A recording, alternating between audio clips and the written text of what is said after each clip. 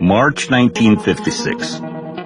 Great Britain is getting ready for the visit of Nikita Khrushchev, leader of the country which was by that time practically closed for the West. Right on the eve of this event, Tu-104, the Russian jet airliner, landed in London. 3 days later, 2 more beauties of the same kind flew in. It was a sensation. The British Comet did not fly. The American jet firstlings were still under construction. And there you are, 3 Russian aircraft at a time. The Queen confessed that every time upon hearing the unusual turbines rumble, she got out to the balcony to see the Russian wonder. It all started half a century before the events described above. Civil aircraft, the air carriers.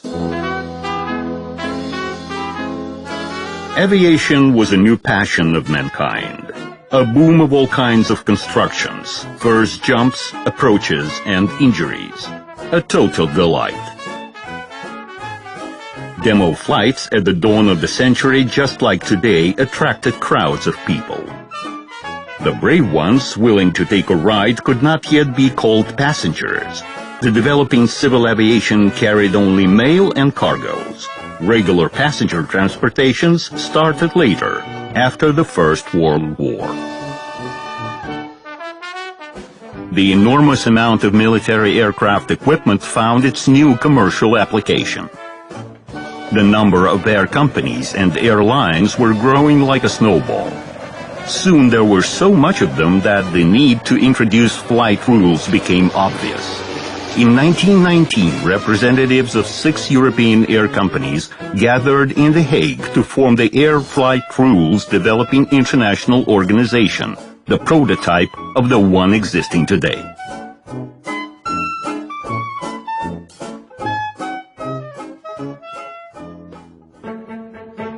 But all this was happening abroad. Russia, struggling its way through a revolution, was far from getting into mass passenger transportation. The main political events took place in Petrograd and Moscow. Thus, the Civil Economic Aviation Application Department, established at the Air Fleet Division in 1918, started preparation for the opening of an air route between the 2 capitals. Bolsheviks conducted negotiations on the purchase of military aircraft through Sweden. Therefore, the said department planned to open the second already international mail passenger air route between Petrograd and Stockholm. Both air routes, of course, were not commercial and were meant for fast delivery of all kinds of authorized officials and documents. While the Soviet power was gradually covering new regions of the country, the flight geography was expanding. Flights had to be performed on the outdated aircraft of the First World War. Therefore, defaults, engine fires, emergency landings on worn-out aircraft were not uncommon. Such flights were irregular and non-organized for the time being. Nevertheless, in January 1921, the country's leadership adopted a decree on air transportation. It established the first rules of the Soviet and foreign aircraft for flying over the territory of the Republic and its territorial waters. Provisions of this decree made the basis of the Air Code of the USSR. Foreign aircraft were mentioned in the document on purpose. Governments' meetings continuously considered opening air flights between the Soviet Russia and Germany. Bolsheviks hoped that a proletarian revolution would occur there too.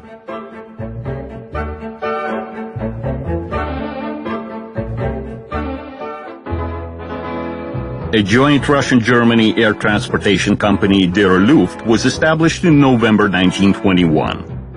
While in spring of the next year, the first regular air route Moscow-Königsberg was put in effect.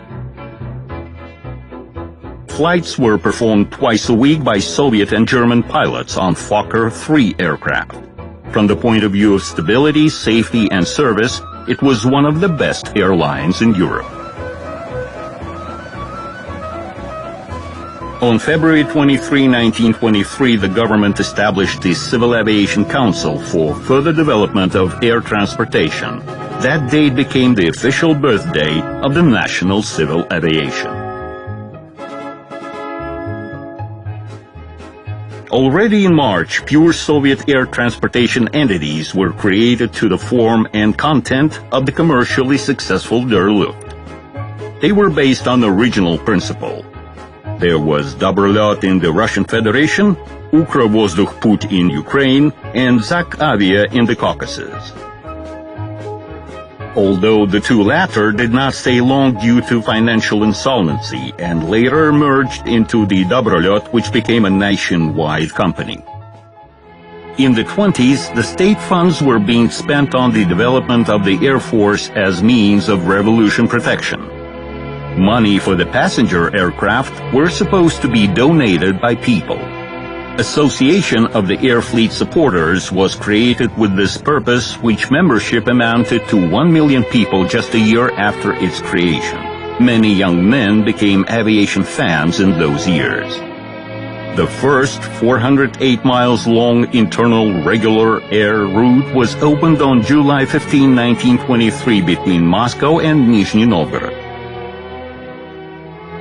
The first flight was performed by Yakov Moiseyev, who served as pilot in the Civil War and was one of the first to be awarded the Order of the Red Banner.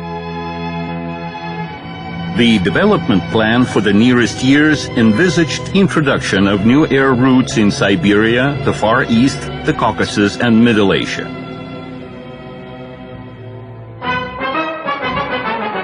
Throughout the 20s, nearly all aircraft were foreign. They were mainly produced by the Dornier company. The most renowned civil foreigner was the all-metal Junkers F-13, capable of carrying 4 passengers. Made in 1919, this aircraft was cost-efficient and had good flight characteristics. All primary air routes were serviced by those aircraft. Besides, Junkers was used in air schools and agriculture. It was a real working machine.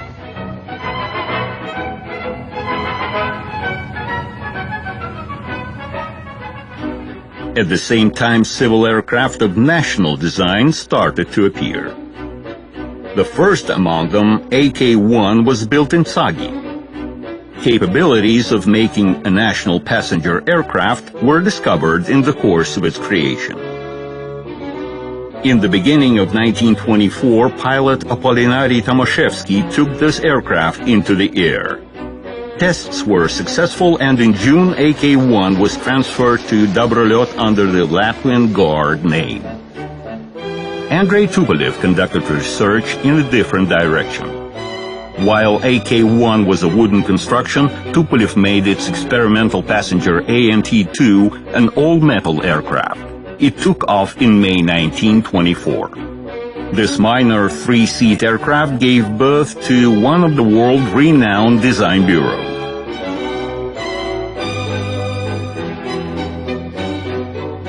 In 1925, a passenger aircraft was created by another designer, which name later became widely popular.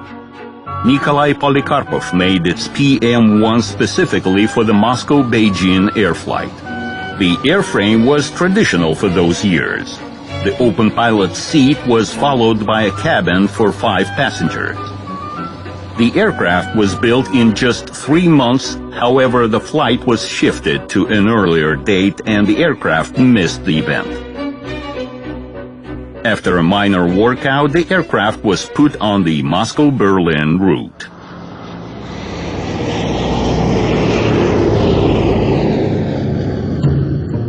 The main thing that differed military aviation from the civil one was that the main requirements for the latter were cost efficiency and profitability. Better characteristics could be achieved by increasing the speed, passenger load, and the aircraft range.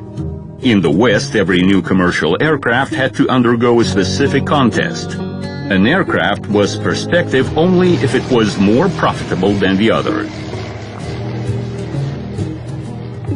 The Soviet Union was a unique country.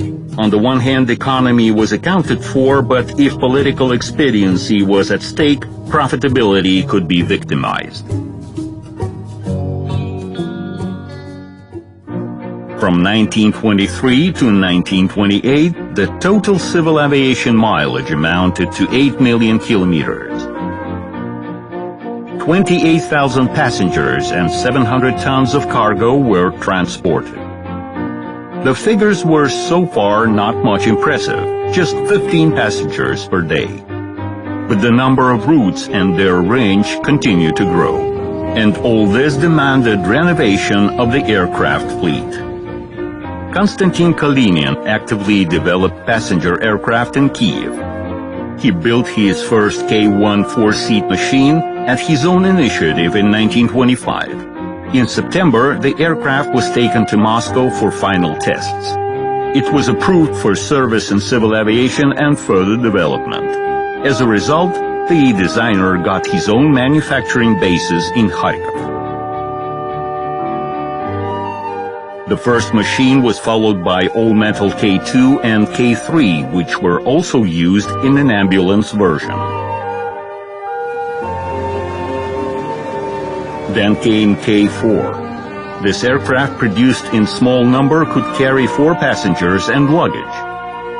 In 1928, the ambulance version of this aircraft was demonstrated at the aviation exhibition in Berlin.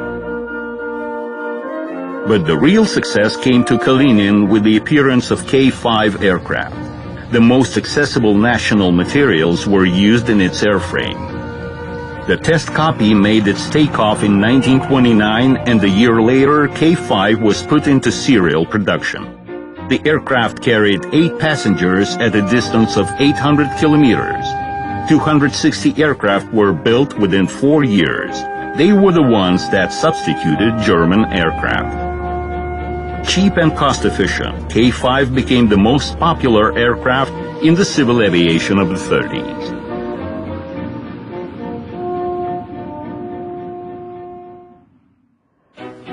In the first decade after the revolution, Bolsheviks were compelled to use the old-time specialists opposing the new power.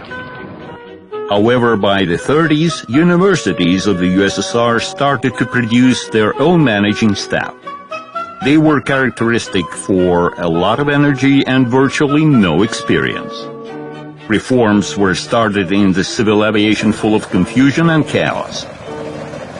In February 1930, the Civil Aviation Council was abolished and its functions were transferred to the Chief Inspection. New efficient forms of work were sought for.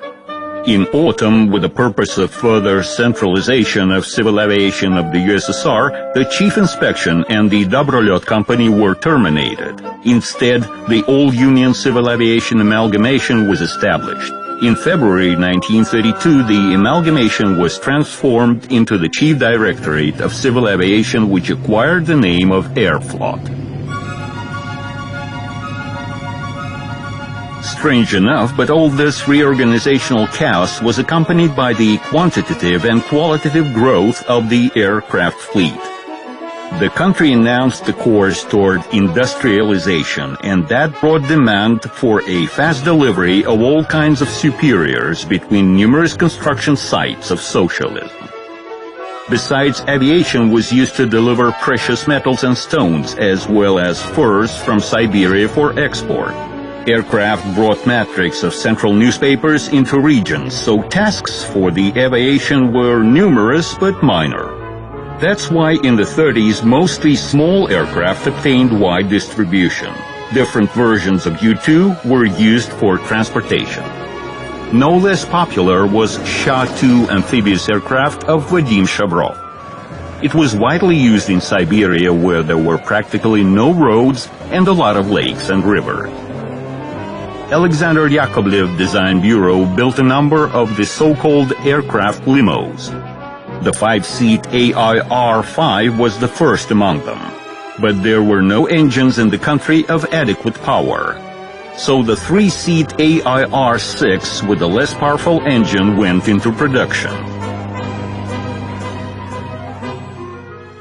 The Polikarpov's U-2 biplane proved to be the best aircraft for agricultural works.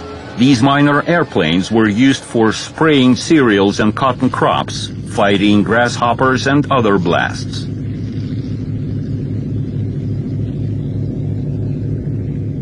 Minor aircraft production for the needs of civil aviation was based on the fact that from the beginning of the 30s, USSR was aimed at building an enormous military air fleet. Practically neither funds nor materials were allocated to civil aviation. Passenger aircraft construction was mainly performed by enthusiasts. Thus, Alexander Putilov built a 4-seat passenger Steel 2 aircraft and a 6-seat Steel 3 thereafter. Both aircraft were based upon one and the same technology, defining their names. The designer realized fragility of wooden aircraft. The hard-to-find aluminum was in the first place used for the construction of military aircraft. Steel was the only accessible construction material for civil aviation. Putilov welded steel tubes into the frame of his aircraft. On top he put fabric. The new technology took a lot of time to be mastered. The airframe appeared very labor-consuming and expensive as compared to the wooden one. Moreover, the aircraft was not much lasting since the welding points corroded quickly. But there was no choice. Both aircraft were put into production and were operational until the war. The amount of enthusiasts building aircraft in the 30s was enormous. Such was the passion to aviation. Aircraft were built everywhere.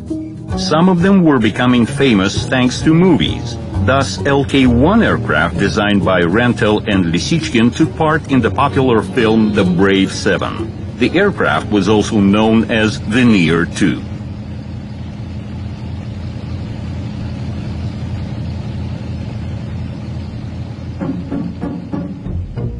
The most successful in creating passenger aircraft was Andrei Tupolev. By that time, he was already a renowned designer. Therefore, he had an opportunity to make all-metal aircraft, and he used not only steel but also solid, light aluminum alloys. Besides, Tupolev found a nice technical method, which he then used repeatedly. In order to lower the passenger aircraft cost and reduce technical risks, he developed them as versions of already existing military samples. Thus, ANT-9 passenger aircraft based upon P-6 reconnaissance aircraft found its wide use. Works started in December 1927, and within just half a year, Muscovites could see the first prototype machine during the May demonstration at the Red Square. In summer, the aircraft passed the state tests and performed an international flight visiting many European cities. At first, ANT-9 was equipped with foreign engines, while later, a version with 2 more powerful Soviet engines appeared. This way, it was put into production under the definition of PS-9. It had a crew of 2 men and a comfortable cabin to accommodate 9 passengers. Around 70 of these aircraft were produced, and they were operating on minor range air routes.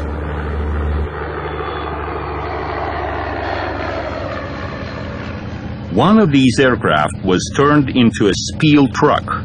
Leaders of this country regarded aviation as a powerful instrument of propaganda. A special Maxim Gorky agitation squadron was formed in 1933. Aircraft carried names of newspapers and magazines on sideboards. Specially decorated PS-9 carried the name Crocodile after the popular satiric journal.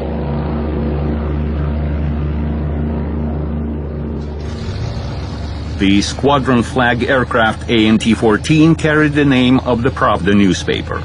The aircraft was built on the basis of TB-3 military bomber. Therefrom, the passenger aircraft inherited the wing, the tail, and the landing gear. In August 1931, just a year after the design was started, Mikhail Gromov took the aircraft into the sky. With a 5-man crew, the aircraft could take 36 passengers on board. However, in those years, civil aviation did not need such a big aircraft. That's how it appeared in the propaganda squadron, where throughout 10 years, it made over 1,000 flights without a single accident. The next squadron flag aircraft was ANT-20. Here is its story.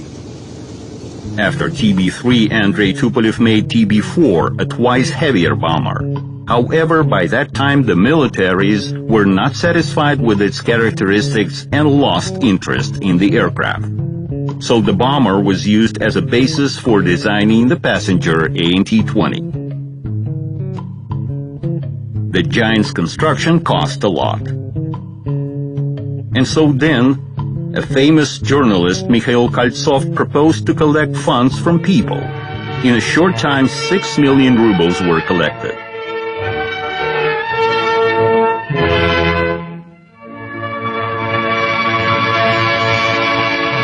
Comrade Nekrasov, here is our first check for 500,000 rubles. The first but not the last one for the construction of Maxim Gorky aircraft. The aircraft was dedicated to the 40th anniversary of Maxim Gorky's literary activity, and it was named Maxim Gorky. In June 1934, test pilot Mikhail Gromov took this aircraft to its first flight, while the second one was over the Red Square at the meeting of the Chelyuskin expedition. In August of the same year, the aircraft was transferred to the propaganda squadron named after Maxim Gorky. It carried different equipment and means of propaganda: a loudspeaker system, the voice from the sky, several radio stations, cinema and printing equipment, power station, pneumatic mail, and a telephone station for 16 numbers. If needed, it could be transformed into a 72-seat passenger aircraft.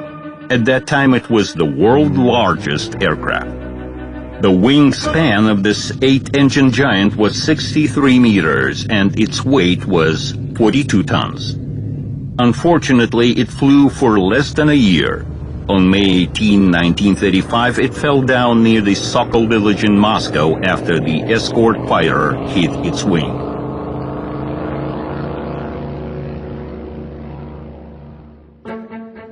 PS-124 passenger aircraft became successor of ANT-20. It was built at the Kazan aircraft producing factory.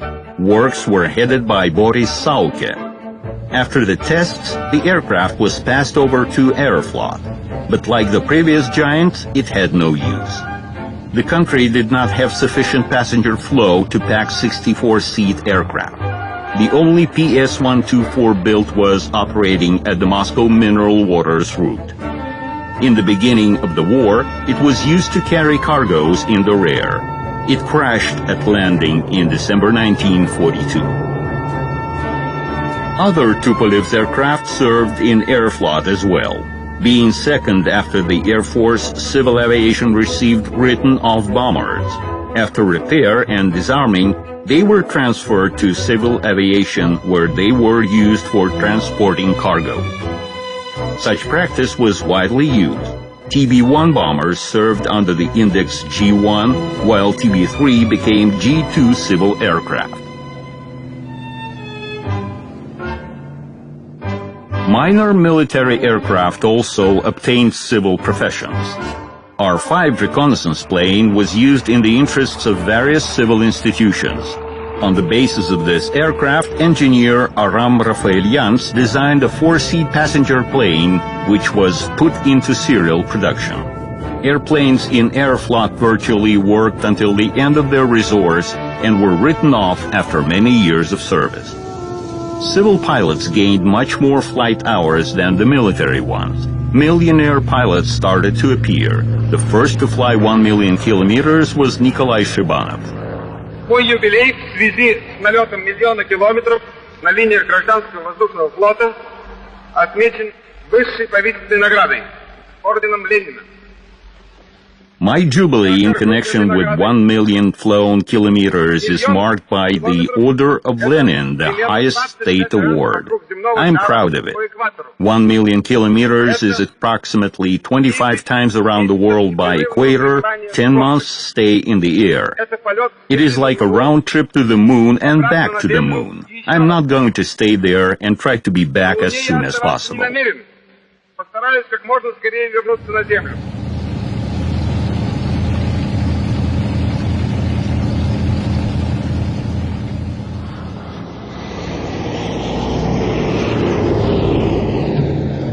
While passenger aircraft speed hardly reached 200 kilometers per hour, in military aviation high-speed aircraft started to appear.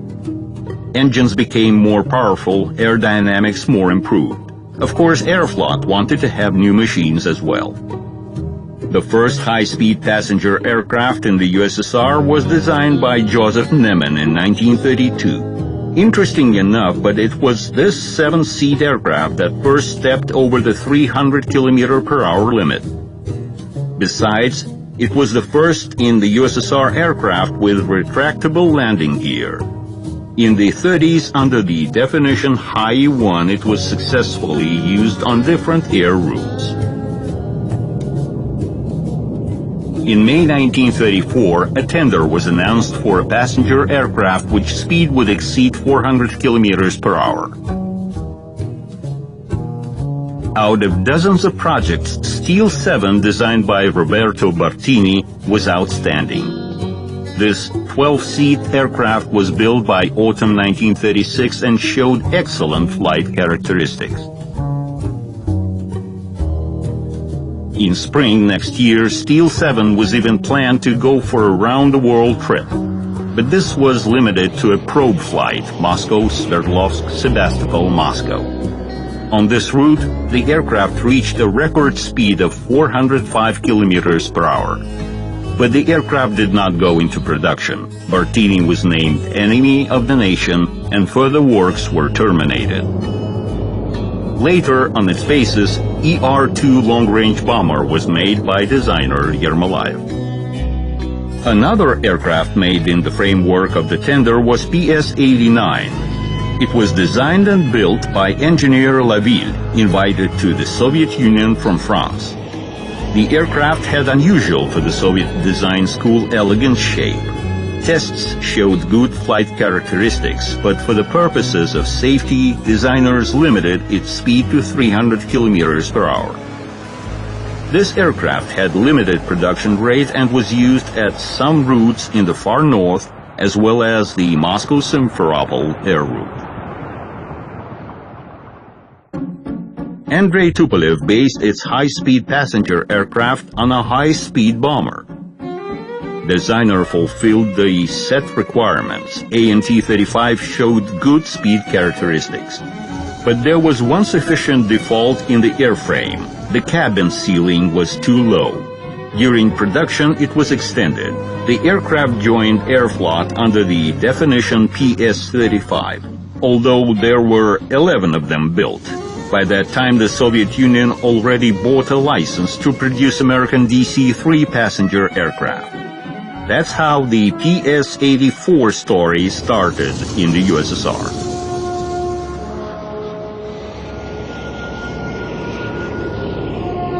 This aircraft became a landmark not only for the Soviet civil fleet, but for the entire national aviation.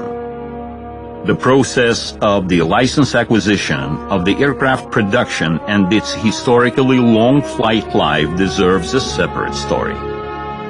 In the Soviet Union, the blueprints of the American aircraft were elaborated under the guidance of Vladimir Missishev. This allowed to start production of PS-84 in 1938. In September 1942, it was named Lee-2.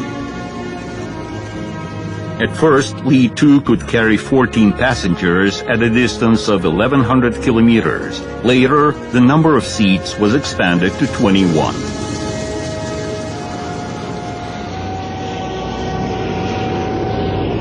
Lee-2 became the main aircraft of the Soviet civil fleet. It proved to be a good passenger and cargo aircraft. Wide use of Lee-2 was based on its reliability, cost efficiency, and easy piloting. Pilots used to say, "Just don't interfere with its flying." By 1940, there were 150 airports in the USSR and a lot of local aerodromes. Construction of the Moscow Central Vnukovo Airport was coming to an end. The air route's distance by that time reached 150,000 kilometers.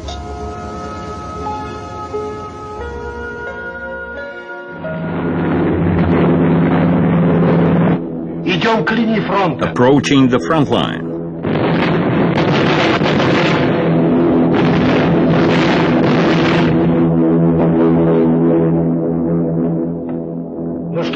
Are you scared of it? Take it easy.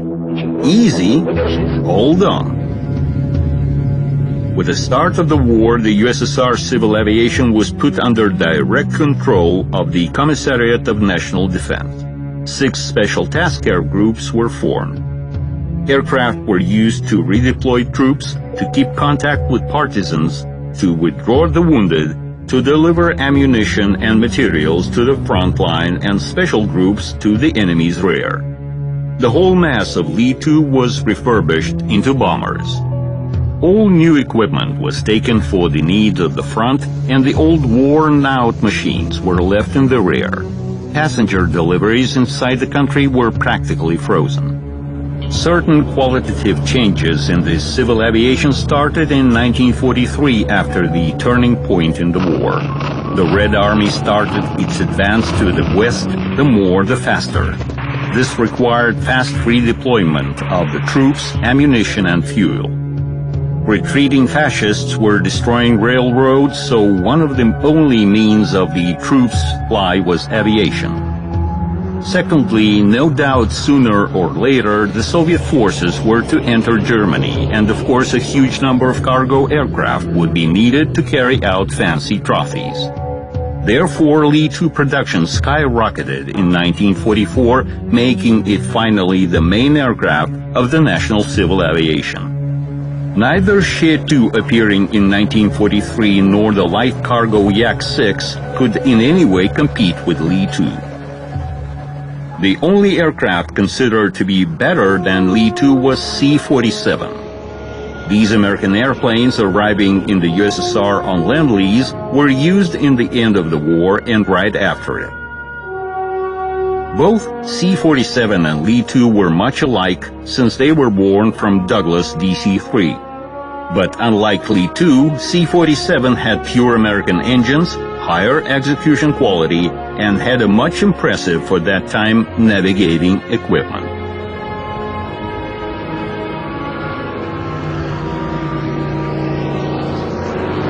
Regular passenger transportations frozen during the war started to gain momentum immediately thereafter. The victorious 1945 was marked by a doubled increase in the civil transportations as compared to 1940. Further on, flight intensity continued to grow. Some of the pilots reached record flight hours numbers.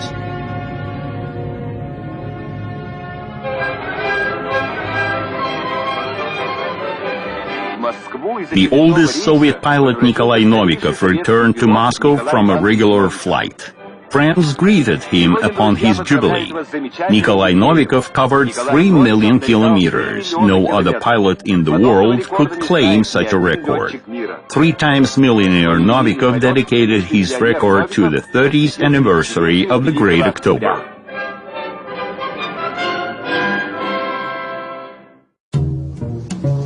Apart from the mass Lee-2, which number reached almost 5,000, new aircraft started to appear in the Soviet Union. Designers were responding to the growing demand. Yakovlev Design Bureau offered Yak-16, a minor passenger aircraft that could take up to 10 passengers on board. However, it did not comply with the range of civil transportation of that time, and the aircraft was not put into production. A new aircraft of Soviet design, Il-12, joined Aeroflot lines in 1947. It was started in Ilyushin Design Bureau in 1943.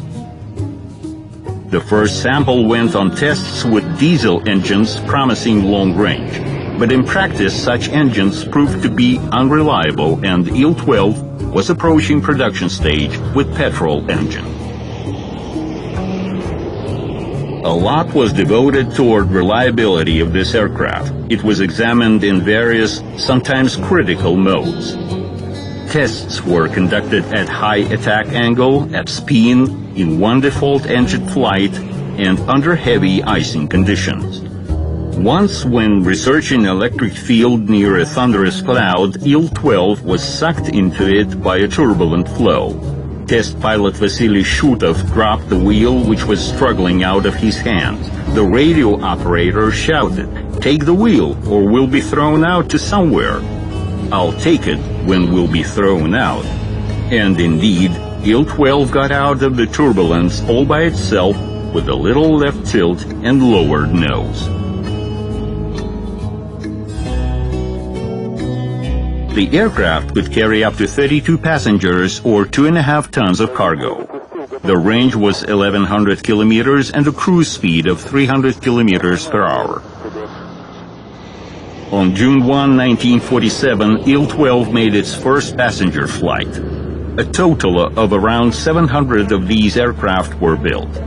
They served in civil aviation until the end of the 60s. The cost of transportation on Il-12 was twice lower than on Il-2. Il-12 successfully passed such a hard examination as flights in high latitudes. This aircraft was upgraded accordingly to work in the Arctic and later in the Antarctic. They made a deserved contribution to the development of those inaccessible territories. Il-14 became further development of Il-12. In its creation, even more attention was devoted to the issues of safety. It could fly on one engine without losing altitude and even continue to take off with one engine. Il-14 had better stability and controllability than Il-12, higher speed and longer range. This aircraft started passenger transportations in 1954. It had around a dozen of different modifications, including a cargo one, and was produced not only in the USSR but in the GDR and Czechoslovakia. Il-14M version with the longer fuselage was produced abroad, which allowed to increase passenger load to 40 people. Airflot operated this aircraft with the 32-seat cabin. Il-14 was widely used at routes of long range for that time, Moscow-Prague and Moscow-Sochi. The aircraft stayed in the civil aviation service for many years, even after the first jet passenger airliners appeared.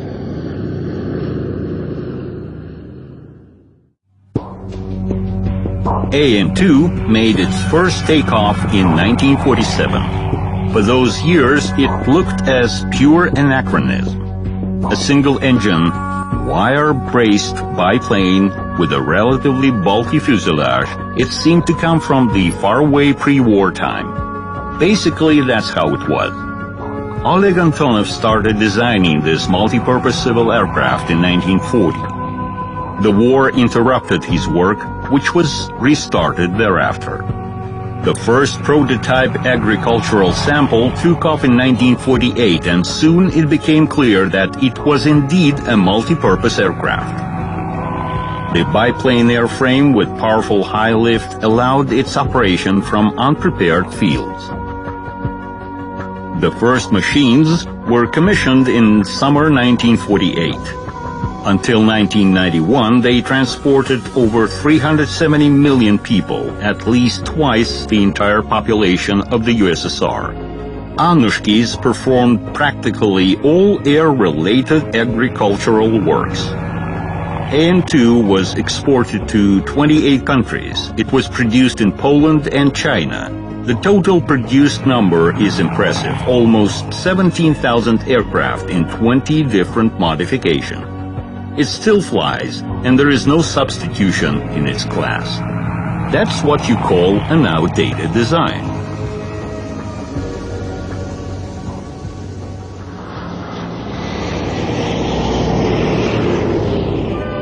Unprecedented activity in the sphere of commercial transportation was observed in the West after the war.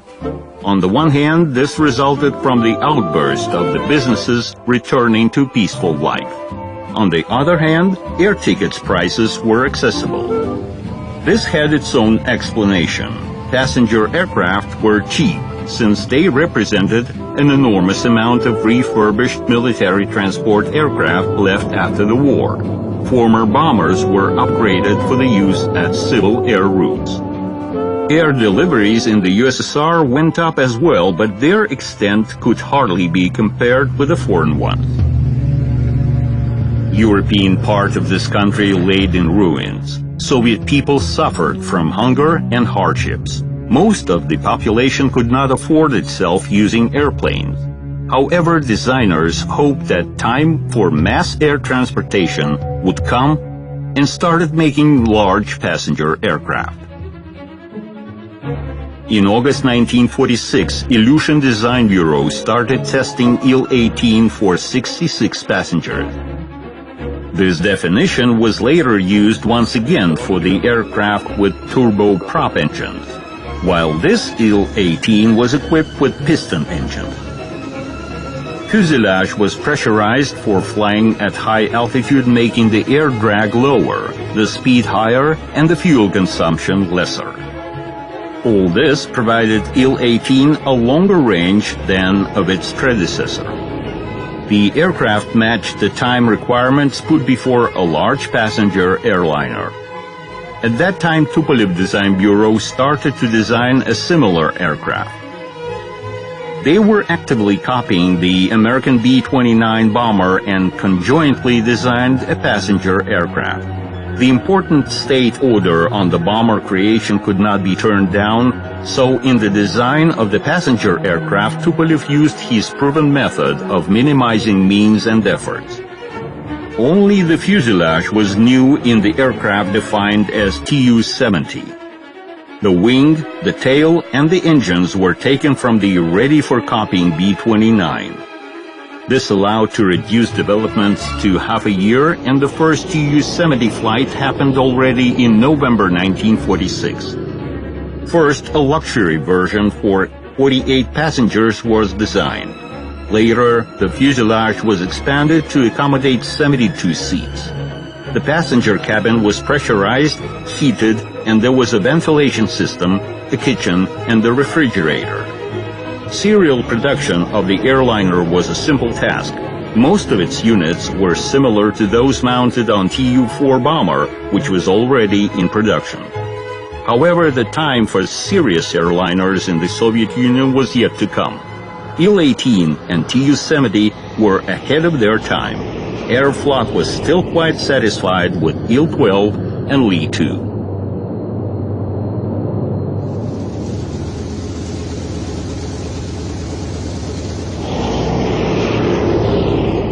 Practically all airliners of the first post-war generation were equipped with piston engines. At that time, aircraft with jet engines already started to appear.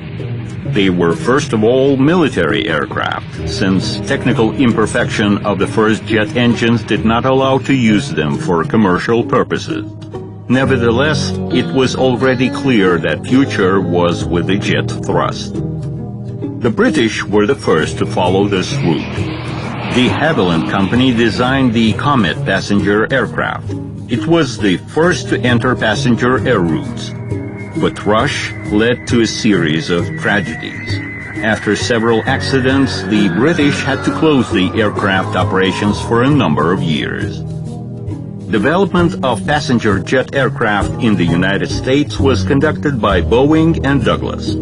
The first was completing its Boeing 707.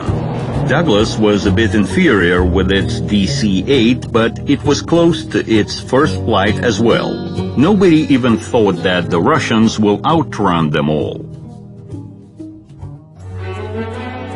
In March 1956, during Khrushchev's visit to England, 3 airplanes landed in the London airport. They were Tu-104, turning superstars at once.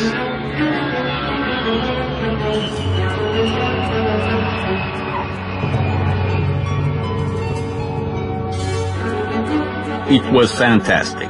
The aircraft had only 2 engines, while the entire world equipped their airliners with 4, from the point of view of reliability and safety. Making a sensation in the West, Tu-104 made a revolution in its own country. Its appearance was directly linked to the changes in the internal political life of the USSR. The new leader, Nikita Khrushchev, was very interested in such an aircraft. Based on technical achievements, he gladly demonstrated to the West the advantages of socialism.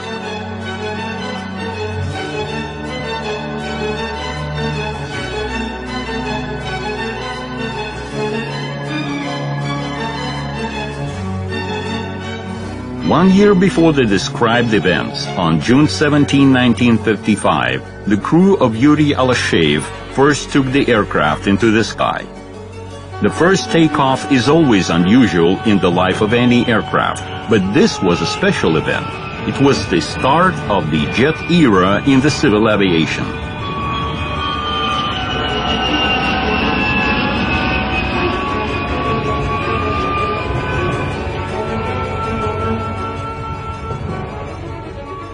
As usual, Tupolev made an airliner out of a bomber.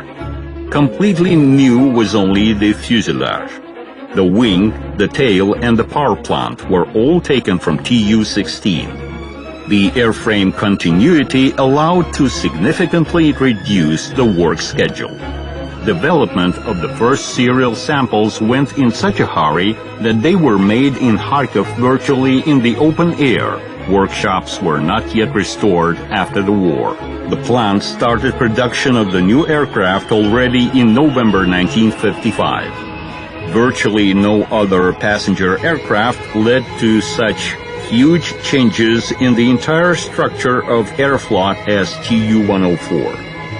By that time, the civil aviation kingdom was overwhelmed by piston engine aircraft.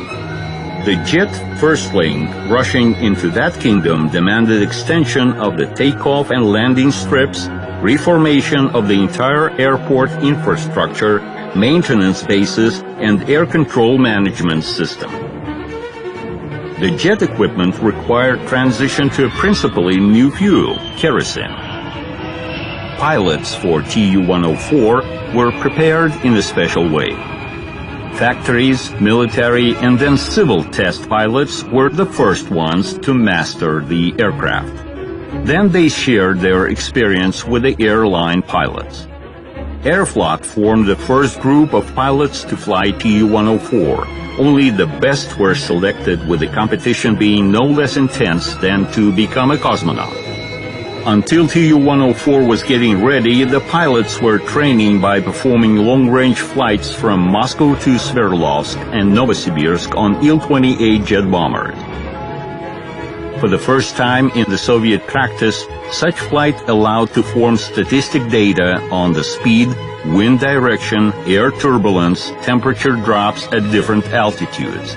Analysis and systematization of such information allowed to work out methodological instructions for the operation of Tu-104, a new aircraft in civil aviation. Such flights helped to work out new navigation systems. Tu-104 was equipped with a radar which allowed to determine the aircraft's exact location, prompted the crew of any thunderstorms, mountains, or other aircraft ahead. September 15, 1956 was a historic date. Tu-104 performed its first passenger flight from Moscow to Irkutsk.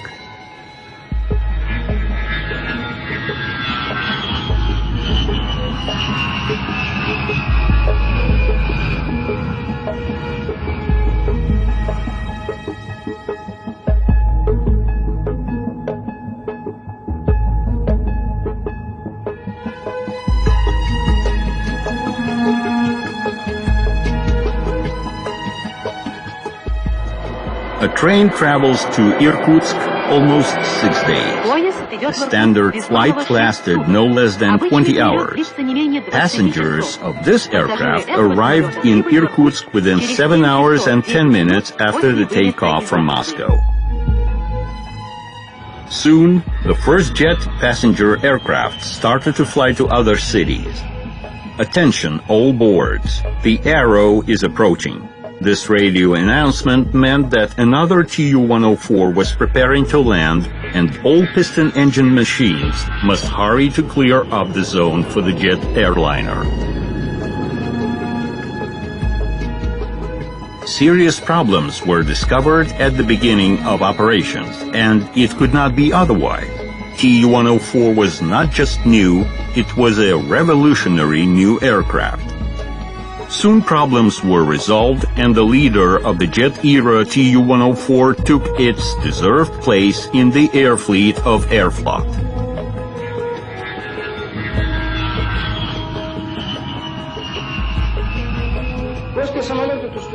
After Tu-104, we have been making even a bigger aircraft which would carry 170 people. And our team is very proud that we can dedicate this aircraft to the 40th anniversary of the Great October. Other jet airliners followed up, but Tu-104 was the first.